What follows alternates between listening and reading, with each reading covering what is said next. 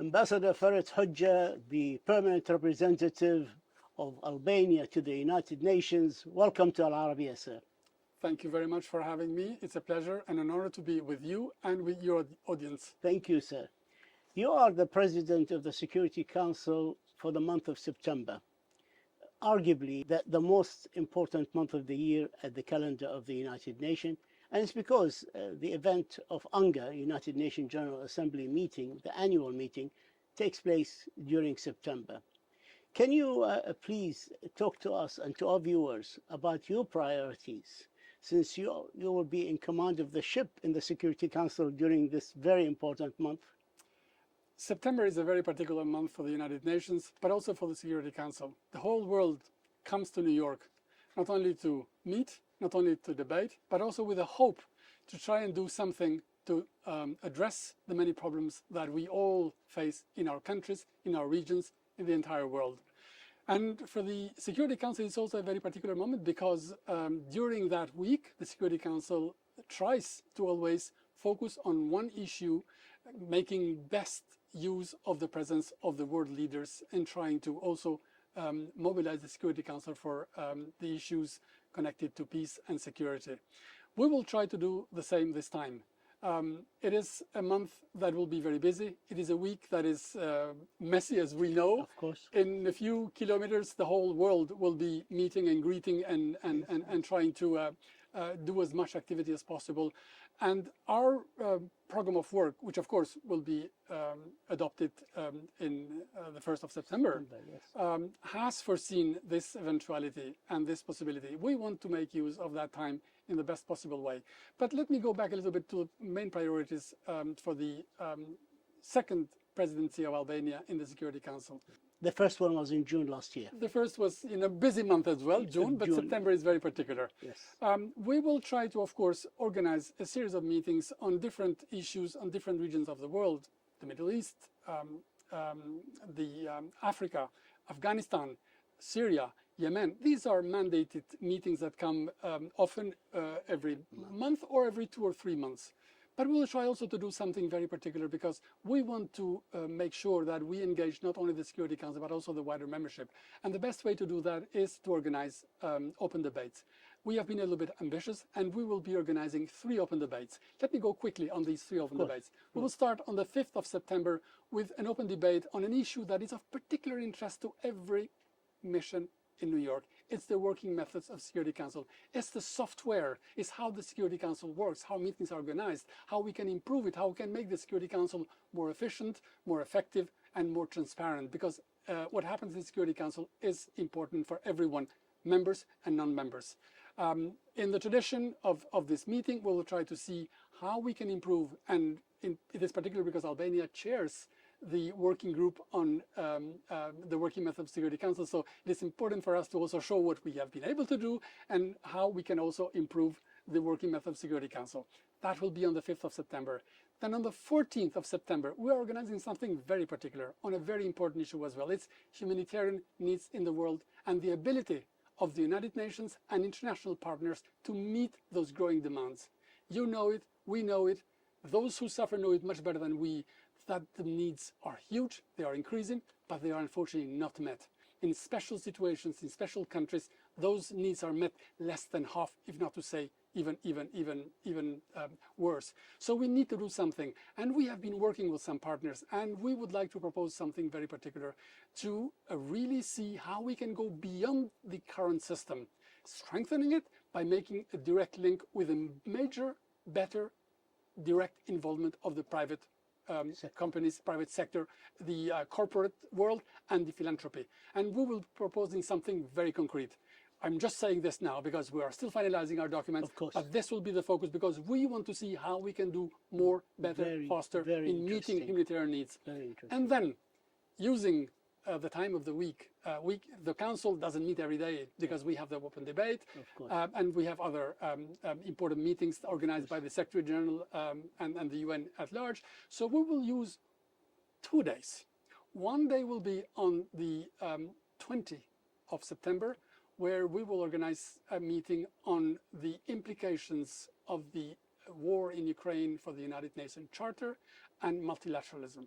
We think it is important to really use the presence of the world leaders to go back to this fundamental issue, because what is happening in Ukraine is affecting the United Nations, is against the UN Charter, is against everything that we have commonly established so far. So it will not be just the 65th meeting on Ukraine.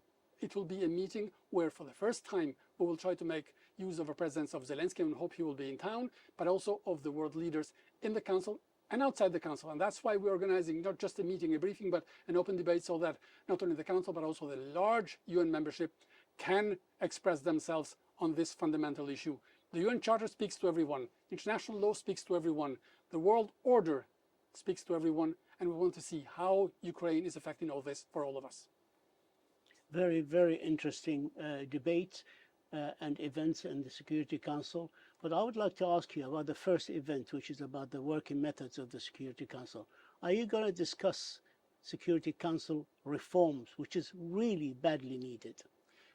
We might not discuss, but I'm sure many countries will discuss it, because the working methods is a particular basket. Topic, yes. It's a particular topic. It doesn't mean that it doesn't connect with the reform at large, but one is within the Security Council. So the 15 countries of the Security Council discuss on the working methods, how to improve them, how to make them more agile, probably one day, but that's on the other basket. Okay. That's on the other basket. And then, of course, the large membership who has an interest in everything that happens in the Security Council is discussing about the Security Council reform. These two are separate, but they connect with the same goal and aim: how to make the Security Council responsible and responsive to threats to international peace and security, and how to make sure that the Security Council responds in the best possible way, in the most quicker way, to threats to peace and security. But we might come back on the reform if you like, but this is a little bit the focus of the meeting. But I know that many countries link these two issues, which is logical, and of course part of the discussion will be also on the prospects of the reform. Because the reform will make the Council more democratic, more representative of the views of the people of the world. Look, you have different views, and I fully agree with you that a reformed Council should reflect a changed world. Yes. A reformed Council should reflect the challenges that have arisen over years, over decades, that did not exist when we created the Security Council. Yes. And of course, it has also to reflect the realities that have changed. I mean, countries are not the same. Some countries do not exist anymore. Some countries have broken up. Yes. Some other countries are in a better shape, are more stronger, and they have better economies and they want to contribute more. So all these things are part of the reform, of course. But again, we need to make sure that when we do the reform, we make it better, fitter, and more responsible. And where one country cannot dictate to 14 countries in agreement. I wish we could come to that time. Me too. I would like, you mentioned Ukraine, which is a very important topic, and as you mentioned, 65 meetings on Ukraine in the United Nations since only the Security Council. Yes, only the Security Council since the invasion of Russia in February of last year. But how did the war affected the life and the politics of your country since it took place in February of 2022? From the very first day, we have been very clear, very loud, very concrete. This war is a war of aggression, and aggression is the mother of all the crimes. This war is going against the UN Charter, is going against international law, is going against the Security Council resolutions, countless of them that have been approved by all the permanent members, including the permanent member in question that has a conflict of interest. That permanent member who has been entrusted to uphold the Charter and international law is breaking, is doing the contrary. So the first consequence is that this war goes against everything we have commonly established. This war goes against the guarantee policy that we have. Small states, the best guarantees international law. Yes. It's not armies. We don't need armies. We need law, we need rules, and we need respect for these. Behave with these rules. We need to increase trade, not to fight each other. We need to have relations of friendship, not fall apart. And this war is trying to destroy all this, if unattended. This war affects every country under those principles, but it affects also the world economy. It affects the world trade. we know what happened when the grain from Ukraine could not be transported. And we know what happened when an agreement was made, which was the only positive thing in those 2 last years regarding food security or food insecurity. And we know what might happen now that this agreement is no longer in place. So that affects everyone. Bread in Albania will be at a higher price, but not only in my country, in every country, in another way. It will be, the market will have less possibility to respond quickly. And as always, the poorer, the most vulnerable, the countries in development, what we call the global south, will suffer the most.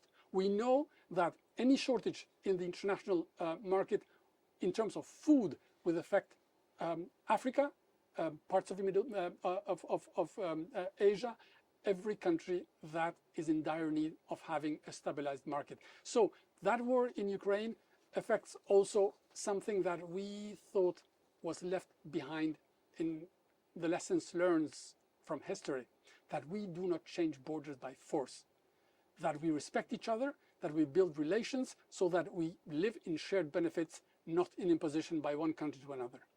Let me just say one last thing on Ukraine, if I may. We have been very clear in the Security Council, and we've tried not only to say what we think about and how this affects us, the European security architecture, and the world at large in many respects. But we have been also very clear in condemning, denouncing, countering the narrative of Russia, which is propaganda, which is a distorted narrative, but also isolating Russia. Because we know, and we want to show the world, that the emperor has no clothes there. I would like to go back to the Security Council, and there's no doubt you and I and many others are frustrated with the inability of the Security Council of dealing with crisis around the world, whether it's in the Middle East, whether it's in Africa, Sudan and Niger are only the latest examples, whether it's with the Ukraine war that's been waged by Russia inside the Ukraine. What do you attribute this complete failure by the body, which is supposedly entrusted with keeping peace and security around the world, or to deal with threats to peace and security around the world? How do we solve this and make this body more active and more responding to the crisis that takes place here and there around the world, and show some teeth sometime, if need be, to eliminate all the threats to peace and security? This is not a question. This is reading my mind, because I think exactly like you, that when Albania and my team and myself joined the Security Council, we were extremely enthusiastic that we would try to build something with others in trying to really have the Council to be more responsive, yes, more responsible for its unique mandate. Yes. Never ever has history known a more powerful body than the Security Council. Never ever in the history, yes, when countries have come together, they have not had a more powerful, with the means and the ability to really say stop to the unacceptable and say stop to the unjustifiable. Unfortunately, with the time we have seen that the Council has done a lot of things, but also has missed a lot of opportunities. And some issues are still there for 7 decades, since the very start of the United Nations and the Security Council. This is the most frustrating thing that you feel when you are in the Council, empowered with the will, the desire to do something, and facing the impossibility to do what you think is best, what you think is just. And that really goes to this frustration that is shared not only from some members in the Council, including my country and my team and myself, but also with the wider membership. Because we don't need a Council to meet just and to repeat its own meetings. Listen to speeches, we need a Council that has the tools and should use the tools. That's why the reform of the Council is one of the pressures under this current Council to do more, to do better, because otherwise the wider membership will lose confidence, and the Security Council will lose its credibility. I wish I had the answer. I don't have it. Otherwise, I'm sure many others have tried, but I can tell you one thing. We have used every minute, every hour, every day of our presence in the Council to really push into this direction. We might not succeed. Others have been unhappy with that.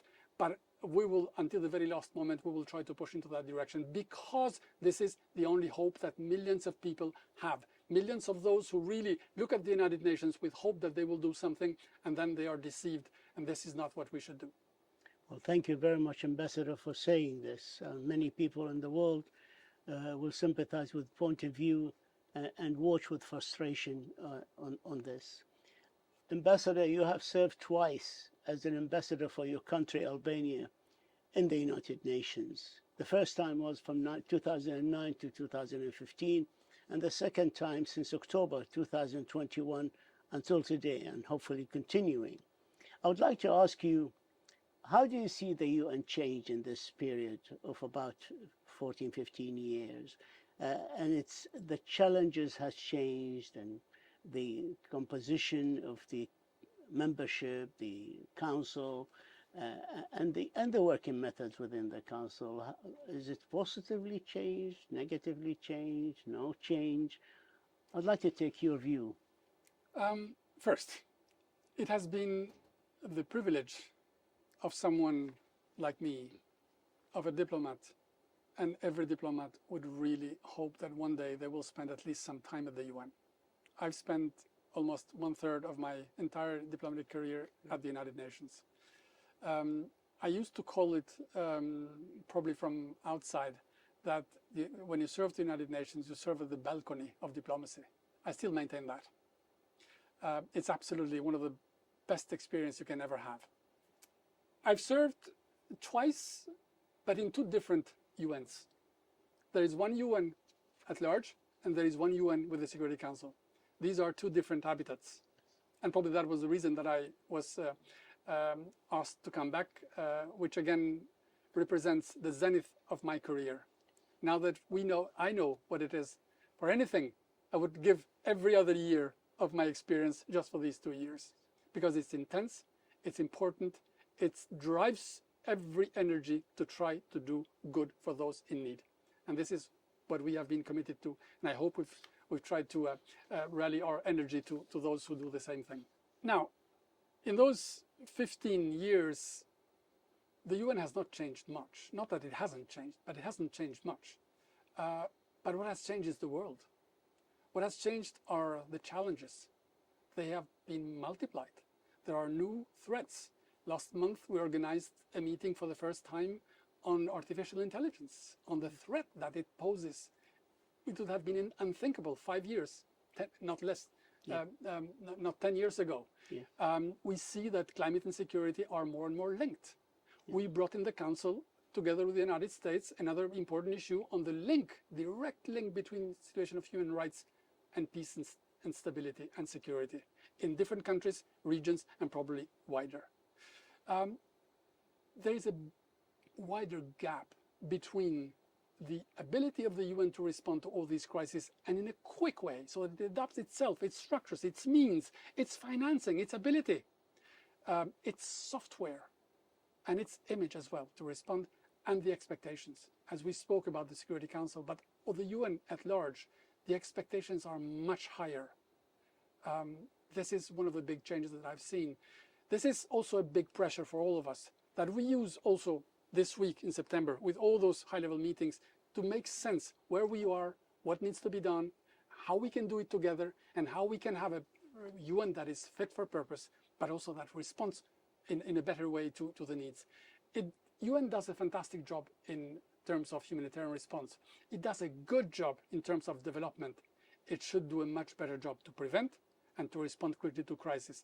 That's the big challenge, because that's what the public opinions expect from the UN and from the whole world. That's actually exactly what many people in my region of the world argue, that the UN is no longer a political organization. It has changed into a humanitarian organization, because that's what they see it's doing. And I see in this, it's totally right, but I see a little, I see there are many unexpected things in danger. I see 2 things. First, time goes much faster. So today, I'm not able to say what the world will be in 1 year, in 2 years, in 5 years. Yes. I'm sure that we had a much more ability to predict years in the past. Now that has gone because things go very fast. The world is much more interconnected, but also it's divided. And if the UN, that's the danger I want to come to, if the UN, if the Security Council is not able to respond, then there will be either a more responsible or more responsibility entrusted to regional organizations, which is not bad. That is okay because they all have a link with the Security Council. If they are effective. If they are effective. I mean, you have ECOWAS. They are very responsive. They react very, very quickly with the success that we know, but at least they are there and they really try to shake the tree.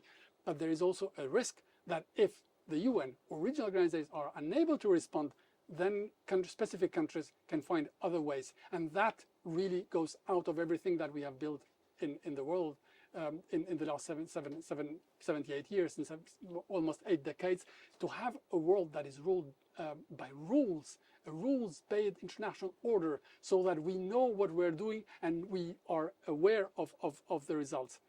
Ambassador Ferit Hoxha, the permanent representative of Albania to the United Nations, we thank you for your insight. We thank you for this interview, and we wish you the very, very best of luck in your presidency of the UNGA month.